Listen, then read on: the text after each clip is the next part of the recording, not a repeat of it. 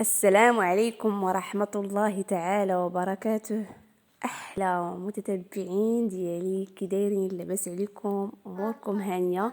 نتمنى تكونوا بخير وعلى خير وبصحه جيده كيف العاده، ومع فيديو جديد. وكنتمنى البنات يعجبكم الفيديو ديال اليوم، وما تنساوش لي لايكات ديالكم وتشجعوني كتر. راه كنقرا لي كومونتيرات ديالكم، وشكرا بزاف البنات. غادي نبدا معكم المقادير بلا ما نطول معكم. اول حاجه البنات غادي نوجد معكم اليوم واحد لاطاخت زوينه بالتفاح رائعه. مهمه البنات، غادي نديرو صفر ديال البيض و 50 غرام ديال السكر كلاصي، واحد الفاني، وقبصه ديال الملح، وغادي نديرو 150 غرام ديال الدقيق تكون نوعيه مزيانه البنات، وغادي نضيفو 3 معالق كبار ديال الزبده لينه، او ممكن البنات تستعملوا الزبده العاديه. المهم انا استعملت الزبده ديال البواطه كيف ما كتشوفوا في الفيديو. وغادي ناخذ البنات اناء ديالنا، غادي نخلطوا هاد العناصر هما الاولين. اول حاجه ضروري البنات نغربل الدقيق ديالي. كما قلت لكم غادي ديروا 150 غرام ديال الدقيق، ما يعادل كاس ونص ديال كاس ديال العنبه. يعني هذا راه كيعبر بحال الكاس ديال العنبه، يعني تقريبا كاس ونص، ما يعادل 150 غرام ديال الدقيق تكون نوعيه مزيانه. وغادي نغربلهم هو الاول البنات. انا راه غربلته من قبل عاودتاني غربلته.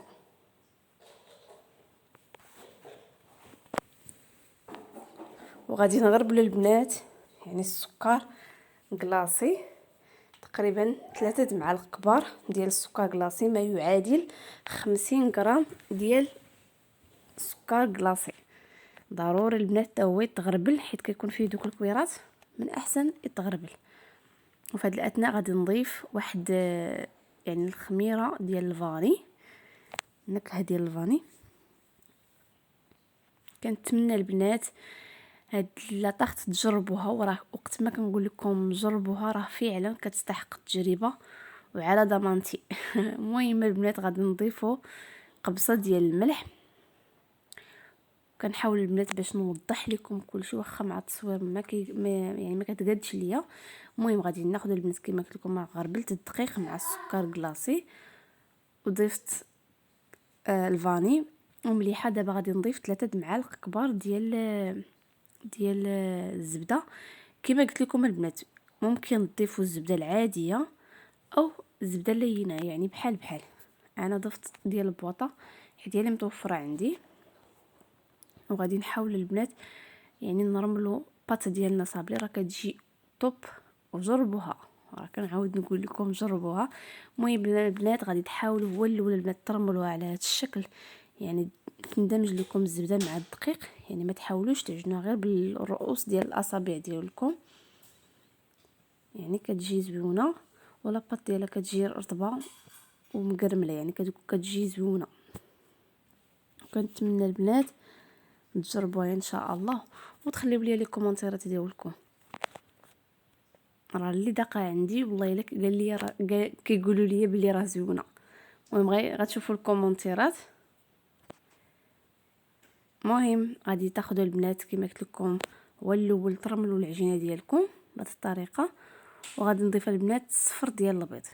يعني الا ما تجمعاتش ليا البنات غتشوفوا راه ما تجمعاتش ليا بالصفر ديال البيض. ضفت يعني داك الابيض ديال البيض حيت كنت محتفظه به، يعني ضفت غير الابيض ديال البيض. يعني ممكن تضيفوا بيضه كامله باش تجمع لكم العجينه ديالكم، او ممكن تضيفوا غير معلقه صغيره ديال الحليب باش تجمع لكم لاباط ديالكم. يعني البنات انا ما تجمعاتش ليا كما قلت لكم، احتفظت الابيض ديال البيض يعني ضفتها به. يعني جاتني العجينه رطبه بزاف. وفي الاخير ضفت مازال شويه ديال الدقيق، حيت قلت لكم ممكن تضيفوا البنات غير معلقه صغيره ديال الحليب حيت جاتني شويه رطبه بزاف.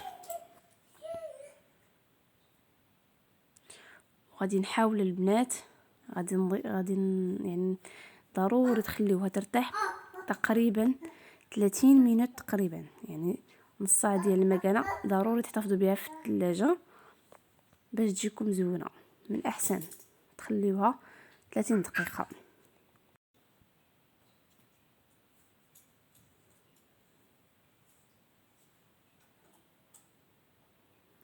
المهم البنات كما قلت لكم نخليوها في الثلاجه. وفي هذه الاثناء البنات غادي نوجدوا يعني الحشو ديال التفاح اللي غادي نديروه في لاطاخت ديالنا. خديت البنات 3 تفاحات، ممكن ديروا كاع 4 حيت انا يعني المول غير موين جاتني هي هذيك. تقريبا 3 التفاحات يكونوا هكا ما بين موين وما بين كبار. غادي نحاول نحيد لهم داك اللب ديالهم ديال الداخل، وغادي نقطعهم بهذه الطريقه البنات. يعني ضروري تقطعوا مربعات صغار، وغادي نحاول نحطوهم في كاسرونه او مقلاة يعني اللي ما كتلصقش، يعني باش ما يتلصقش لكم التفاح ولا يعني ما يتلصقش لكم. ضروري البنات نقطعوا على هذا الشكل اللي بان لكم في الصوره.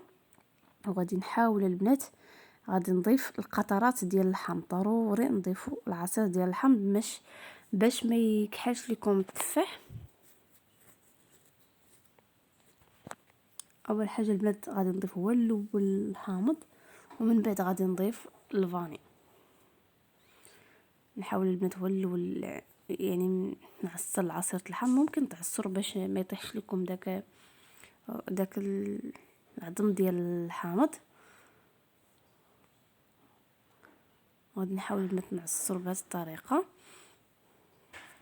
وغادي نضيف في هذه الاثناء يعني خميره ديال الفاني، يعني كيعطيك غير النكهه ديال يعني النكهه وصافي. ممكن ديروا هذا الحامض يعني ديروا قشور ديال الحامض فيه. وغادي نضيف البنات 3 معالق كبار ديال السكر سنيده، وغادي نضيفوا الربع ديال كأس ديال الماء باش يطيب لنا فيه داك التفاح. المهم هانتوما معايا كيف ما كتشوفوا. وغادي نحاول البنات نحطوه فوق البوطه ونخليه يطيب على خاطره، يعني تنشف داك الماء تماما باش يعني باش يجي تفاح معسل. نحاول نحركوه البنات، يعني ضروري تحركوه مزيان وتقطعوا بهذه الطريقه، يعني تاخذوا باش بحال كطحنوا داك يعني داك التفاح كيجي معسل وكيجي زويون. وفي هذه الاثناء البنات نخليو التفاح ديالنا يبرد. وفي هذه الاثناء غادي ناخذوا يعني الباط ديالنا ديال الطخت، غادي نحاول البنات هو الاول يعني نسرحوها. يعني البنات ممكن عندكم داك بابي كويسون هكا تسرحوها فيه. انا تقريبا ضفت الدقيق باش ما تلصقش ليا حيت كتلصق ليا وكتقطع. يعني ممكن البنات ديروا غير في داك بابي كويسون هكا وتقرص ويعني بقاو دلكوها فوقها.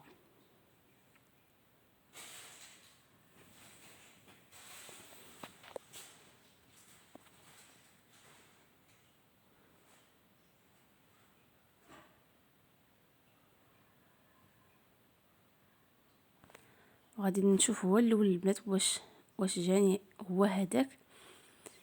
شتي كيف ما قلت لكم البنات بدات كتقطع ليا.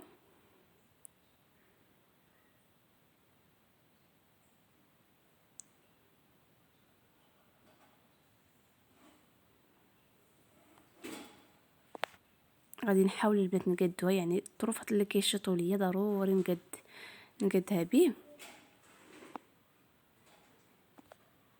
وغادي نحاول البنات ناخذ الفرشيط ونديروا لها الشكل مزيان باش ما تنفخش لينا ولا شي حاجه. ضروري تقبوها كامله.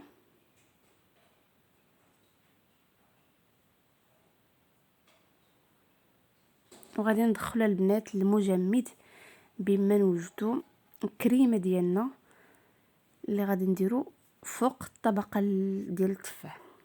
المهم غادي نضيفوا البنات يعني السكر حسب الذوق، ممكن ديروا غير 2 أو 3. انا ضفت 2 معالق كبار ديال السكر سنيده وبيضه كامله.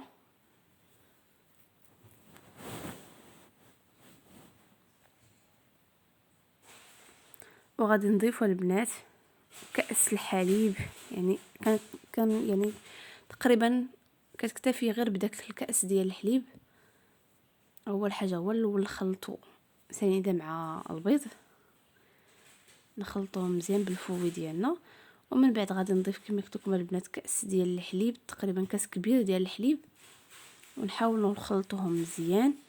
وغادي نضيفوا كريم باتيسري، يعني معلقه كبيره ديال الكريم باتيسري. يعني نكتفي غير بمعلقه كبيره تكون عامره مزيان، وغادي نخلطوهم مزيان البنات، عاد نديروهم فوق البوطه.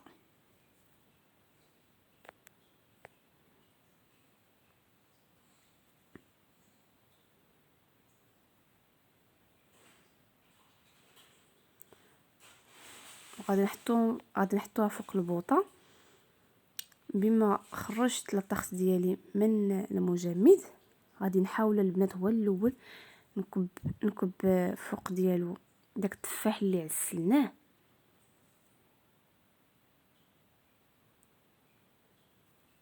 غادي نحاول هو الاول نقادوه، يعني نقادو غير بمعلقه هكا، نسرحوه مزيان يعني تجينا كطبقه الاولى.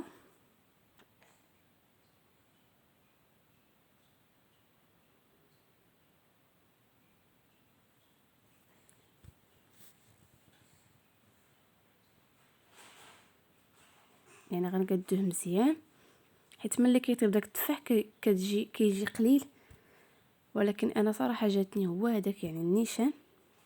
والبنات من بعد ما الكريمه ديالنا تعقدات، كنضيفوا معلقه كبيره ديال الزبده، نخلطوهم مزيان، ومن بعد غادي نكبوهم فوق الطبقه الثانيه، يعني فوق التفاح.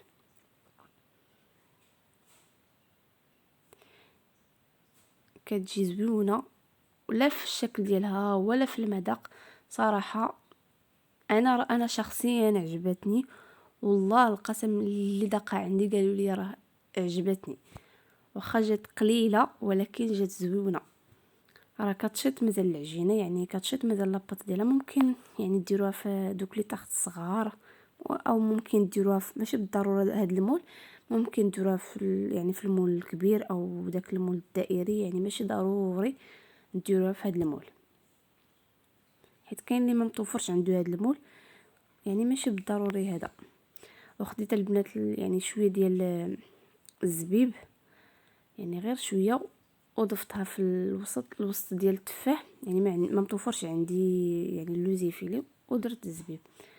المهم البنات هذا هو الشكل النهائي ديال الطاخت ديالنا ديال التفاح، وكتجي زوينه، وكنتمنى البنات تجربوها.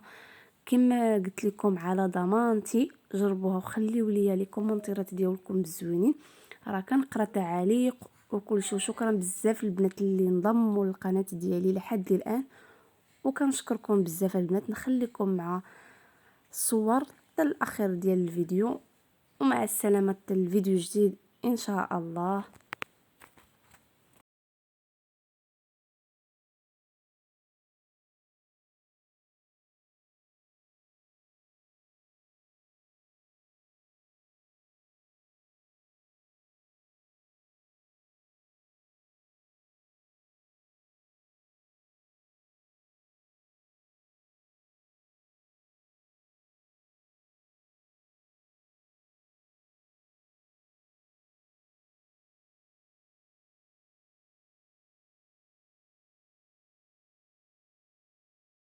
هو البنات يعني القطعه اللي قطعت لكم باش تبان لكم الشكل النهائي ديالها، كتجي لاباط ديال التفاح في التحت اللي معسل، وكريم ديال الباتيسري اللي كاين في الفوق ديالها. ومع السلامه، الى اللقاء.